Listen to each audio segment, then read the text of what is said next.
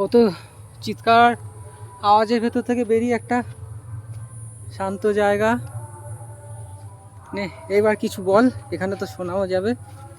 এটা তো আমাদের মানে ভেতর দিকে মানে গ্রামের আমাদের যে নিজেদের যে ভট্টাচার্য ফ্যামিলির যে দুর্গা ঠাকুরটা আছে সেখান থেকে ওইখানে আছে, ওইখান থেকে বেরিয়ে এসে জাস্ট এই মাঠটা পড়বে। এটা মাঠ নয়, এটা একটা জমি। যাই হোক, এটা অনেক মনে হচ্ছে এই ঘাসের মধ্যে শুয়ে পড়ি। হ্যাঁ, এটা তো একদম ওইখানে মিডিল পোর্শনটা আছে, কিন্তু এখানে হলুদের অত্যাচার বেশ ভালো। ও এখানে বৃষ্টিও করা হয় আমাদের প্রত্যেকবার। কোন সময়? ওটা শীতকাল ছিল, কখনো তো জানতেও পারিনি, তাহলে আসতাম। তো ওখানে আমাদের একবার নাইট ক্যাম্পিংও হয়েছিল। যেহেতু এখানে যারা শহর থেকে আসবে তাদের তো এই এলাকাটার মানে আমরা তো বলবো ওয়ান্ডারফুল এলাকা।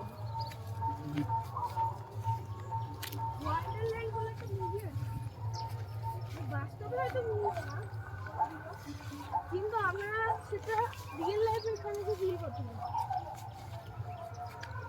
তুই অত দূর থেকে বলছিস, কিছু শোনা যাবে?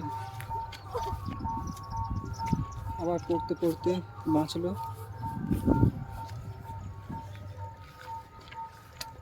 ওই জায়গাটা যেখানে ছাগল চড়ছে সেখানটা হচ্ছে মিডিল পোর্শন।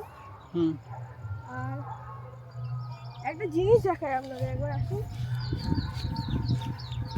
আমাদের খেলার মাঠে আপনারা যদি অবস্থা দেখেন, তাহলে শহরে তো জলের লেভেল অনেকটাই কমে গেছে, কিন্তু গ্রামে আমাদের যে খেলার মাঠটা দেখাবো সেটা আপনারা বুঝতে পারবেন না।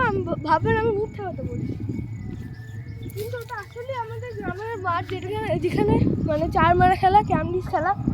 কিছুদিন আগে একটা ম্যাচ হতো, এখান দিয়ে তো রাস্তাটা যাওয়াটা একটু পসিবল না। কোথাও দিয়েই যাওয়া যাবে না, এদিকে আর রাস্তা সব গাছপালা হয়ে গেছে। বর্ষাকাল না এখন?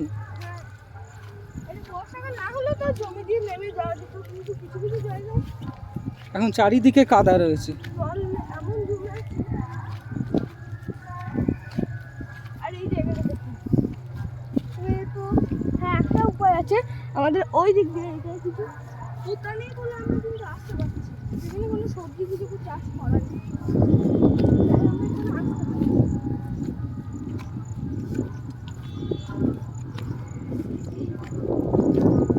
কিছু মানে হয়তো কিছু চাষ করা হচ্ছে বলেই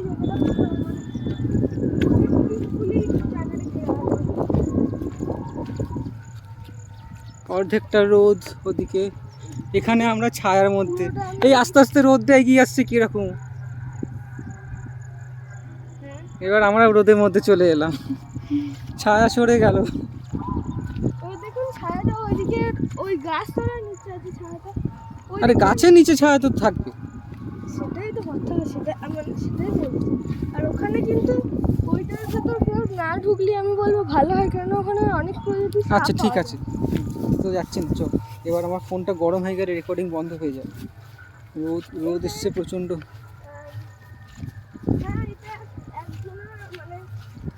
ফিরতে হলে এরকম ঘুরে ঘুরে ফিরতে হবে না? ওপাশে দিয়ে রাস্তা আছে।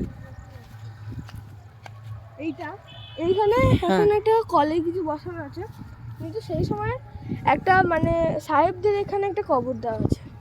ও, আর কবরের জায়গা আছে এরকম কিছু বসানোর পর? আর সেই জায়গাটা আপনারা পাবেন না। এবার আসুন আপনাদের সেই আমি যেটা বললাম যে আমাদের খেলার মাঠটার অবস্থা, আর আমার মনে হয় না সেটা কোনোদিন মাঠ আরেকবার অবস্থিত হবে।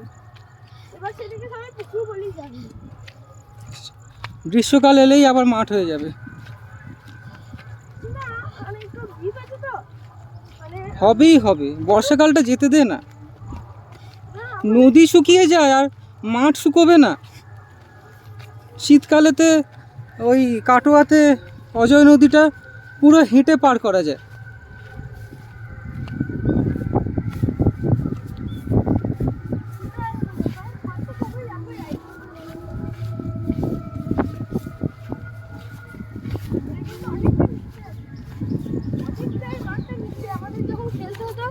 প্রায় অনেকটা নিচে গিয়ে আমাদের খেলতে। যার কারণে একটু সুবিধা হচ্ছে, বলটা বারবার চাল চালার সময় বারবার বেরিয়ে আমাদের একটা রেস্টুরেন্ট নিয়ে হিসেবে ব্যবহার হচ্ছে। তো ভুল এইটাই সেই মাঠ নাকি? এইটা সেই মাঠ। মাঠে তো নৌকো চালানো যাবে তো।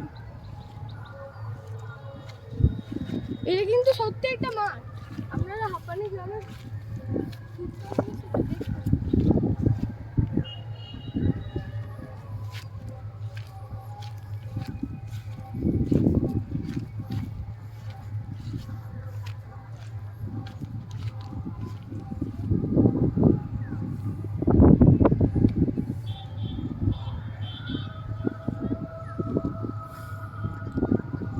বর্ষাকাল, এখন জল জমে গেছে।